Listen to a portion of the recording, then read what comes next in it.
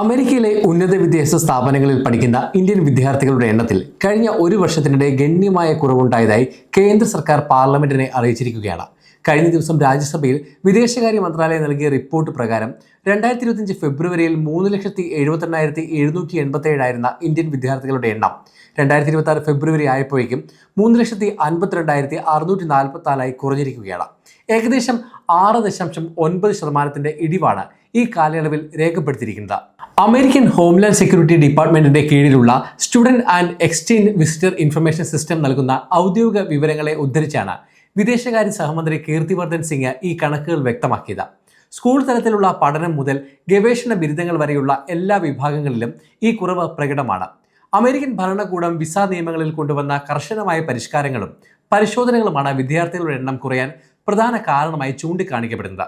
2025 ജൂണിൽ US state department പുറത്തിറക്കിയ പുതിയ മാർഗനിർദ്ദേശങ്ങൾ പ്രകാരം FMJ വിഭാഗങ്ങളിൽ വിസയ്ക്ക് അപേക്ഷിക്കുന്നവരുടെ സുരക്ഷാ പരിശോധനകൾ കൂടുതൽ കർശനമാക്കിയിട്ടുണ്ട്. അപേക്ഷകരുടെ സമൂഹ മാധ്യമങ്ങളിലെ ഇടപെടലുകൾ പോലും ഇപ്പോൾ സൂക്ഷ്മമായ നിരീക്ഷണത്തിന് വിധേയമാകുന്നുണ്ട്. വിസ അപേക്ഷകർ തങ്ങളുടെ സോഷ്യൽ മീഡിയ പ്രൊഫൈലുകൾ പബ്ലിക്കായി മാറ്റണമെന്നും സ്വകാര്യതാ ക്രമീകരണങ്ങളിൽ മാറ്റം വരുത്തണമെന്നും US അധികൃതർ നിർദ്ദേശിച്ചിട്ടുണ്ട്. വിസ അനുവദിക്കുന്നത് ഒരു അവകാശമല്ല, മറിച്ച് അതൊരു പ്രിവിലേജ് മാത്രമാണെന്ന നിലപാടാണ് നിലവിലെ അമേരിക്കൻ ഭരണകൂടം സ്വീകരിക്കുന്നത്. ഇത് വിസ ലഭിക്കുന്നതിനുള്ള നടപടിക്രമങ്ങൾ കൂടുതൽ സങ്കീർണമാക്കിയിട്ടുണ്ട്.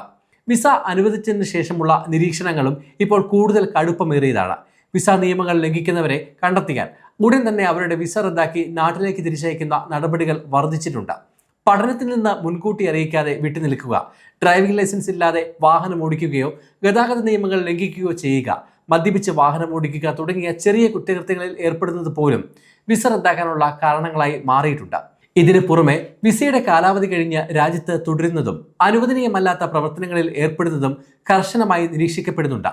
2025 മെയ് മാസത്തിൽ വിസ അഭിമുഖങ്ങൾ ഒരു മാസത്തോളം നിർത്തിവെച്ചതും ഇതിനിടയിൽ ആയിരക്കണക്കിന് വിദ്യാർത്ഥി വിസകൾ റദ്ദാക്കപ്പെട്ടതും ഇന്ത്യയിൽ നിന്നുള്ള അപേക്ഷകരെ പ്രതിസന്ധിയിലാക്കിയിരുന്നു.